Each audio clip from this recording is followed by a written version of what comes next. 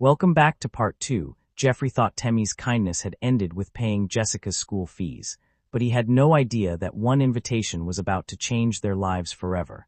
What awaits them inside Temmie's luxurious mansion? Is she simply being kind, or is destiny bringing two broken hearts together? And could this be the fresh start Jeffrey and Jessica have been praying for? Don't miss the next chapter, where unexpected emotions begin to grow, laughter fills a lonely home, and a new journey unfolds. If you're enjoying this heartwarming Nigerian family drama, please like this video, comment your thoughts, and subscribe to the channel. Turn on the notification bell so you never miss our next exciting story. As Jeffrey and Jessica stepped out of the school's administrative block, Jeffrey still held the school fees receipt in his hand as though it would disappear if he blinked. He looked at Temmie. "I still don't know what to say." Temmie smiled gently. "You've thanked me more than enough." "No, I haven't. You've done something I'll never forget." Jessica hugged the receipt tightly. "Daddy, can I laminate this?" Jeffrey looked at her in surprise. "Laminate it? Yes, so nobody can ever tell me I didn't pay my school fees." Both adults laughed. Temmie shook her head. "You are such a funny little girl." Jessica smiled proudly. "I got it from my daddy." Jeffrey raised an eyebrow. "So now you're exposing me." "Somebody has to." They all laughed again. For the first time in months, Jeffrey laughed without forcing it.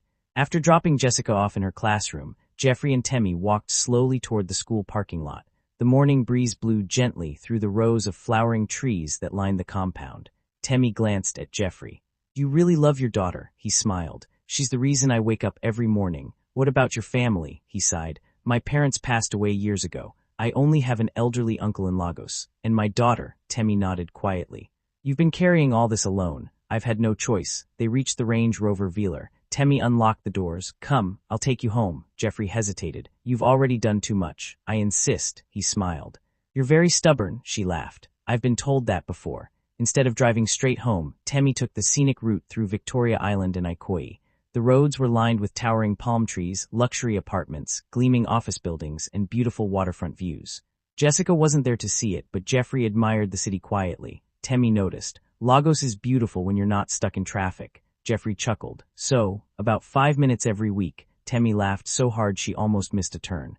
Exactly. A Danfo bus suddenly cut in front of them. The driver leaned out of the window and shouted, "My father owns this road." Temmie rolled down her window. "Then tell your father to repair the potholes." The Danfo conductor burst into laughter. Even Jeffrey couldn't hold himself. "Nigerians will argue with anybody. It's our national sport," Temmie replied. As they approached Ikoyi, Jeffrey noticed they had passed the road leading to his apartment. "Excuse me, I think we missed my street." Temmie remained focused on the road. "I know, you know." "Yes, I want to show you somewhere first." He looked confused but said nothing.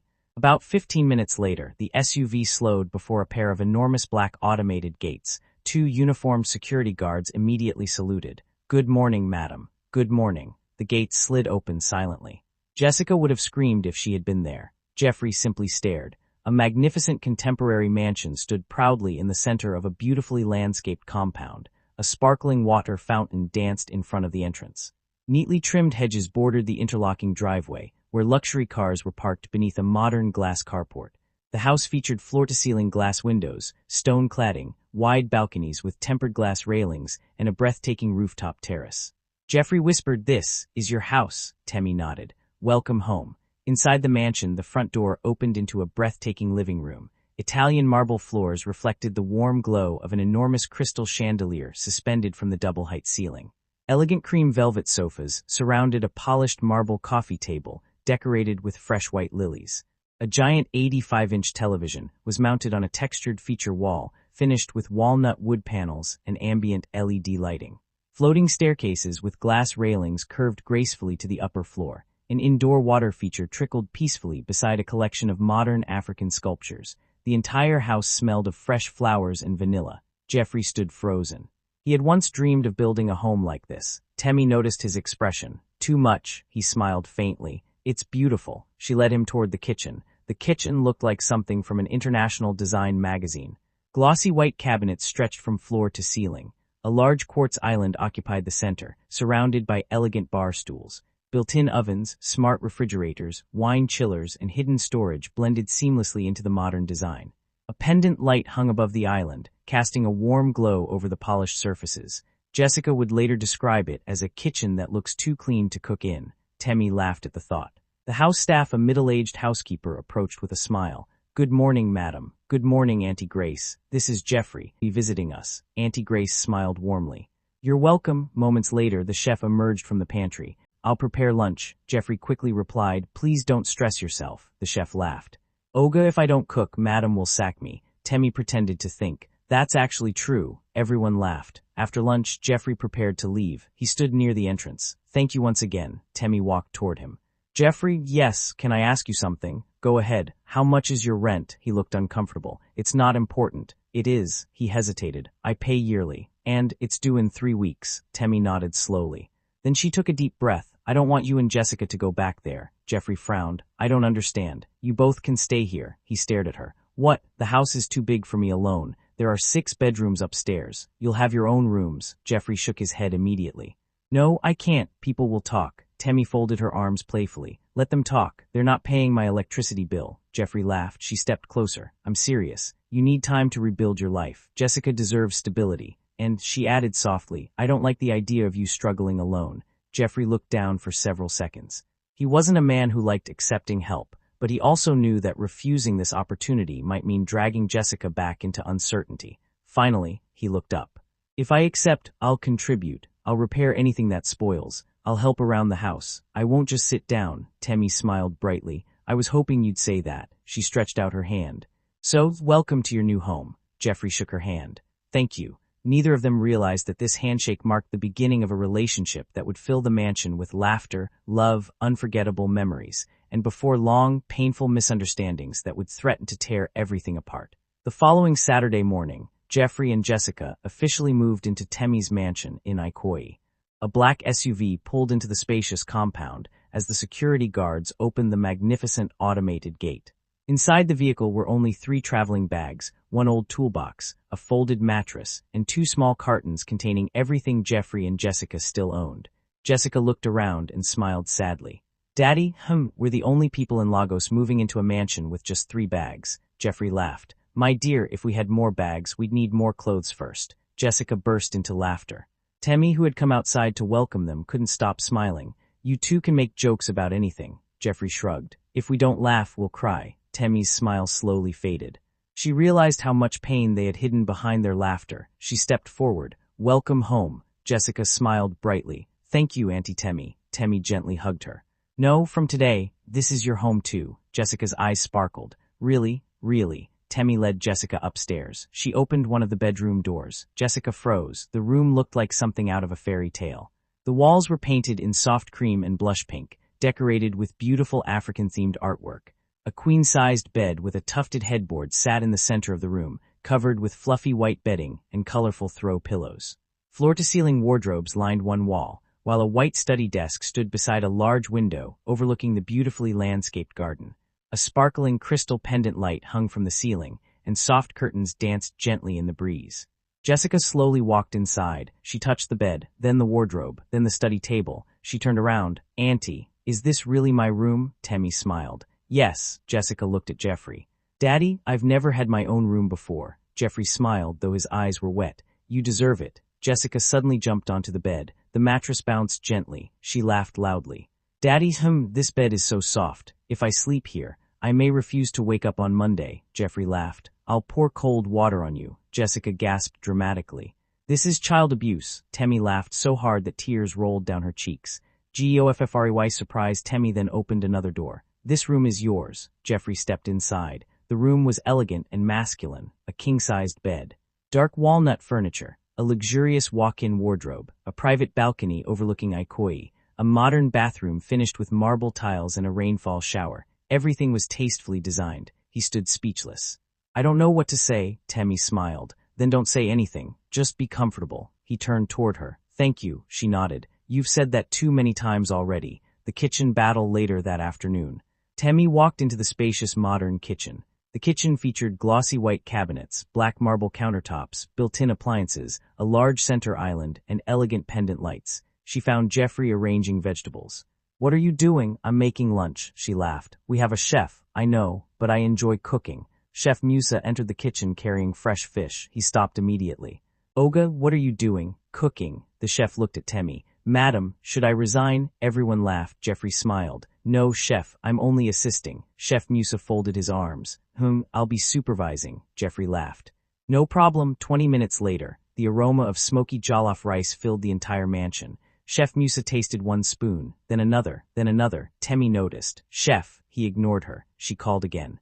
Chef, he looked up guiltily. Yes, madam. Are you eating lunch before serving us? He smiled sheepishly. I'm conducting quality control. Jessica walked into the kitchen. She sniffed the air dramatically. Who cooked this? Jeffrey raised his hand. Jessica placed her hands on her waist. Daddy, why didn't you tell me you cook like this? He smiled proudly. I'm full of surprises. Chef Musa nodded. Olga, I don't like competition. Everyone laughed. That evening, the four of them sat around the elegant 12-seater dining table beneath a magnificent crystal chandelier. Temmie took her first bite. She closed her eyes. Oh my goodness, Jeffrey became nervous. Is it too spicy? She looked at him. Too spicy. She scooped another spoonful. This is the best jollof rice I've eaten in months. Jessica quickly pointed at Jeffrey. I told you my daddy is the best cook. Chef Musa sighed dramatically. I think I've lost my job. Jessica looked at him. No, you'll wash the plates. The entire dining room exploded with laughter. Even the security guards outside wondered what was so funny. A quiet moment later that night, Jessica had already gone to bed. The mansion became peaceful. Temmie stood on the spacious rooftop terrace overlooking the glittering Lago skyline.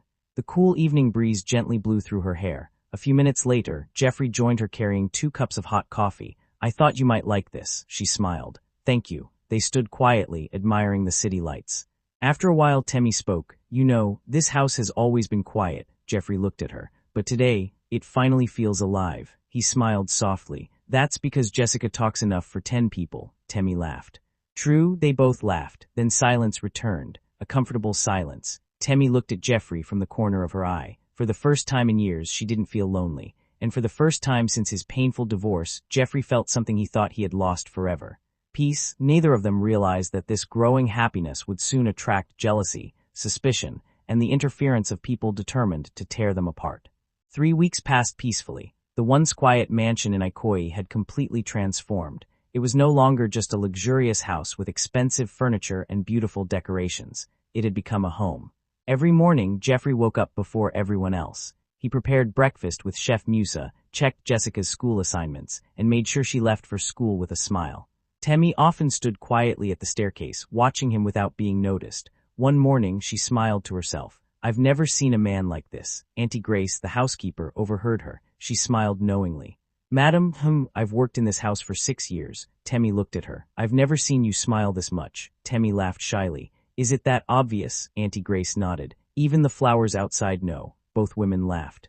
That Saturday morning, everyone gathered around the elegant kitchen island. Jeffrey wore a simple black t-shirt and jeans with a kitchen apron tied around his waist. Jessica entered the kitchen and burst into laughter.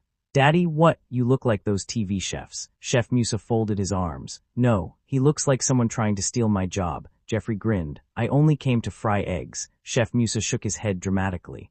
Today eggs, tomorrow my salary. Everyone laughed. Temmie walked in wearing a beautiful silk robe. The aroma of pancakes, omelets, and freshly brewed coffee filled the luxurious kitchen. She looked around.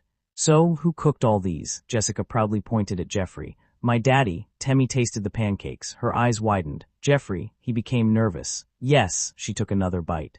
If you continue cooking like this, I'm going to add head chef to your responsibilities. Jessica clapped excitedly. I support this motion. Chef Musa raised his hand. I reject it. The kitchen erupted with laughter. Later that afternoon, Temmie insisted on taking Jeffrey and Jessica shopping at a luxury mall in Victoria Island. Inside the designer clothing store, Jessica wandered around in amazement. Daddy, can I touch this dress? Of course. She looked at the price tag, $285,000. Jessica immediately dropped it. No, I've greeted it already. Temmie couldn't stop laughing. You don't have to greet dresses, Jessica whispered. For that price, I should greet it. Even the sales attendant laughed. Temmie selected several beautiful outfits. Jeffrey quietly returned most of them, she noticed. Why did you remove them? They're too expensive. So, I can't let you spend this much on us. Temmie smiled gently. Jeffrey, money is easier to replace than good people. He looked at her. Their eyes met. Neither spoke for several seconds. Jessica suddenly interrupted. Auntie, can Daddy buy me ice cream before both of you start acting like Nollywood? Both adults burst into laughter. Movie night that evening, the three of them gathered in the mansion's private home cinema. The room featured plush reclining leather seats, dim ambient lighting, wall-to-wall acoustic panels, and a giant screen. Jessica sat between them holding a giant bowl of popcorn. Halfway through the movie, Jessica had already fallen asleep. Her head rested on Jeffrey's shoulder. Temmie smiled. She's exhausted. Jeffrey carefully carried Jessica upstairs. After tucking her into bed, he returned downstairs. Temmie was waiting for him in the sitting room. The magnificent living room glowed warmly beneath the crystal chandelier. Soft jazz music played in the background. She poured 2 glasses of fresh juice. "I've been meaning to ask you something." He sat opposite her. "What is it? Do you ever hate your ex-wife?" Jeffrey was quiet for a moment, then he shook his head. "Hate is a heavy burden, so no, I don't hate her. You forgave her. I chose peace." Temmie stared at him. "You're different," he smiled. "No, I'm just tired of carrying anger." A few nights later. Rain poured heavily outside. The mansion was unusually quiet. Powerful flashes of lightning lit up the sky. Temmie walked into the modern kitchen for a glass of water. She found Jeffrey preparing hot chocolate. "You couldn't sleep," he smiled. "The rain reminds me of old times." She leaned against the kitchen island. "What kind of old times?" "When Jessica was little, whenever it rained. She believed thunder was 2 giants fighting." Temmie laughed. "What did you tell her?" "I told her one giant always loses because he forgets to eat vegetables." Temmie laughed so hard she nearly spilled her drink. "You're impossible," he shrugged. It worked. At that moment, another loud clap of thunder echoed. Jessica's sleepy voice came from upstairs. "Daddy," Jeffrey smiled. "Looks like one of the giants is back." All three laughed together. Days turned into weeks. Temmie found herself looking forward to every conversation with Jeffrey. She admired how he treated everyone equally. He greeted the security guards every morning. He thanked the cleaners after every meal. He respected Auntie Grace like she was his own mother. Even Chef Musa, who had jokingly feared losing his job, had become one of Jeffrey's closest friends. One evening, while Jeffrey watered the flowers in the garden, Auntie Grace quietly walked over to Temmie. "Madam, yes, I hope you don't mind me saying something." "What is it?" "If you let this man leave, you'll spend the rest of your life looking for another one like him." Temmie looked toward Jeffrey. He was laughing with Jessica as they accidentally sprayed each other with the garden hose. She smiled unconsciously. I'm already falling for him." Auntie Grace smiled. "I knew it." At that very moment, Jeffrey looked up and caught Temmie smiling at him. He smiled back. Neither of them realized that their growing love was about to face its greatest test, as someone from Temmie's past was already on the way to the mansion with words that would plant dangerous seeds of doubt. 3 days later, the peaceful atmosphere inside Temmie's magnificent Ikoyi mansion was interrupted by the sound of a white Mercedes-Benz pulling into the compound. The security guard pressed the intercom. "Madam, your friend is here." Temmie smiled. "Please let her in." A few moments later, Maureen stepped into the luxurious living room. She was 30 years old, elegant, fashionable, and always dressed in the latest designer brands. She wore oversized sunglasses, a fitted red designer gown, gold jewelry, and carried a premium handbag worth several million naira. She removed her sunglasses and hugged Temmie. "My rich woman," Temmie laughed. "Maureen, it's been a while. I know, you've completely forgotten your friend. I've just been busy." Maureen looked around the living room. The cream velvet sofas, the crystal chandelier hanging from the double-height ceiling, the polished marble floors, and the fresh flowers arranged on the center table made the mansion look even more luxurious than the last time she visited. She smiled. "So, where is your mysterious guest?" Temmie looked confused. "Mysterious guest, the handsome man everyone has been gossiping about." Temmie laughed. "You've started listening to gossip again." Before Maureen could reply, footsteps echoed from the floating staircase. Jeffrey walked downstairs wearing a simple navy blue polo shirt and black trousers. Jessica followed behind him in casual clothes, holding her mathematics textbook. Jeffrey smiled politely. Good afternoon, Maureen replied. Jessica waved cheerfully. "Hello, Auntie." "Hello." Maureen forced a smile, but inside she was already studying Jeffrey carefully. Jeffrey turned to Temmie. "I'm taking Jessica to the study room. She has a mathematics test tomorrow." Temmie nodded. "All right," Jessica smiled. "Daddy promised he'll make algebra less scary." Jeffrey laughed. "I only promised to try." As they disappeared upstairs, Maureen watched them quietly. Then she slowly turned toward Temmie. "So, this is him?" Temmie smiled. "Yes." After Jeffrey and Jessica left, the housekeeper served fresh fruit juice and snacks. Maureen took a sip before speaking. "How long have they been staying here?" "About 3 weeks. And you're comfortable with that?" Temmie frowned. "What do you mean?" "I mean, a divorced man living in your mansion." Temmie smiled calmly. "He's not just any man, he's a good person." Maureen raised an eyebrow. "You've known him for only a few weeks. I've seen enough." "Have you?" Temmie nodded confidently. Yes, Murrin leaned back. I've heard this story before. Temmie looked puzzled. What story? The story of a kind, humble man. The same story you told me about Abena. Temmie's smile disappeared. The name hit her like a slap. Abena. The businessman she had dated 2 years earlier. He had pretended to love her, only to disappear after convincing her to invest millions in his fake business. The betrayal had broken her heart and made her distrust men.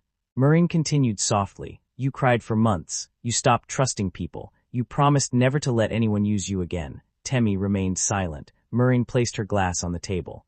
I'm not saying Jeffrey is a bad person, but ask yourself one question. If his wife divorced him, why? Temmie looked away. I don't know, exactly. What if she saw something you haven't seen yet? Temmie frowned.